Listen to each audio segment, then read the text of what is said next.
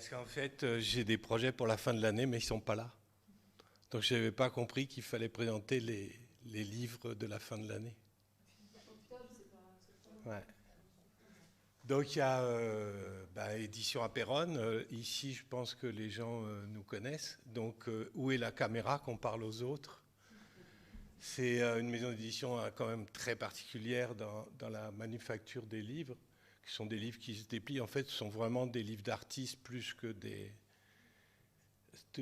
livres normaux, je dirais, puisqu'on n'a pas le droit à l'appellation livre d'artiste, parce qu'on est sur des tirages à 1000 exemplaires. Mais ce sont des livres qui sont faits avec les artistes et qui sont faits par des artistes. Donc ils ont un mode de récit, de transmission, qui est quand même un peu différent du roman, où on va expliquer les choses, et pour exemple, où on va décrire des situations. Et le meilleur exemple étant le dernier livre qu'on a fait, qui s'appelle Au risque d'un ailleurs, parce que l'ailleurs, en fait, il n'est pas défini.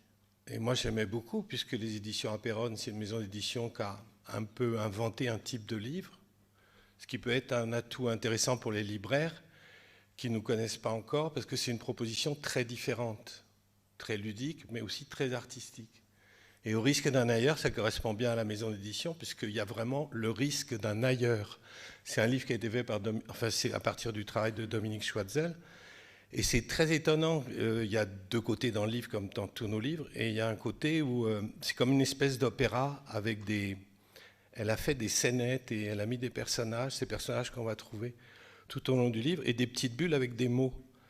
Et c'est très drôle parce qu'on a l'impression d'avoir une histoire et en fait on se perd dedans. Donc c'est toujours à réinventer. Alors au lieu de définir quelque chose, en fait on met en place un ailleurs que chacun inventera ou trouvera quelque chose. C'est vraiment un sentiment assez délicat de beauté, d'étrangeté par le dessin, mais aussi quelque chose qui n'est pas défini, donc chacun définit son truc, quoi. Au lieu de l'entraîner dans une histoire, c'est lui qui fait son histoire à partir de ce travail. Les autres, ils sont déjà publiés. Sibérie, on va le republier. Ligne de crête, on va le publier. Ça, c'est vraiment les deux dernières. Et La nuit de vin bleu. Mais Ligne de crête a rencontré un très grand succès, un très grand succès, c'est toujours, c'est pas 10 000 exemplaires, c'est 1000 exemplaires. Et ça s'est vendu en une année pour Sibérie aussi. Et c'est des livres que vous connaissez déjà et que j'invite tous les autres libraires à découvrir. Et donc, je vais parler des projets qui arrivent, parce qu'il y en a un qui est très commercial. C'est Alan Johnston, qui est naturaliste scientifique, un des grands dessinateurs naturalistes européens, luxembourgeois, qui a travaillé sur la baie du Mont-Saint-Michel. Il avait fait un livre chez Gallimard il y a plus de 20 ans, qui s'est vendu là à 30 000 exemplaires. Il a récupéré ses originaux, il est retourné sur le lieu et il a étudié le lieu pour voir comment il avait évolué. Donc le livre qu'on va faire est issu de ce travail, quoi. C'est le résultat de ce travail. Il a déjà fait Asparagus Green, la Côte d'Albâtre et le golfe du Morbihan. Et sinon, on a deux projets qui devraient être là, mais on n'a même pas les couves. Où là, je vais rentrer un peu plus dans... Parce que je souffre un peu du fait d'avoir des livres un peu trop particuliers. Et donc, j'ai deux prochains livres qui sont vraiment basés sur le texte. Et il y en a un qui s'appelle Les enfants des oiseaux et l'autre qui s'appelle La chambre-forêt. Et franchement, La chambre-forêt, c'est un texte qui m'est tombé dessus, qui est très étrange parce qu'en fait, il parle de ce qu'on vit aujourd'hui, cette espèce de sentiment de désastre.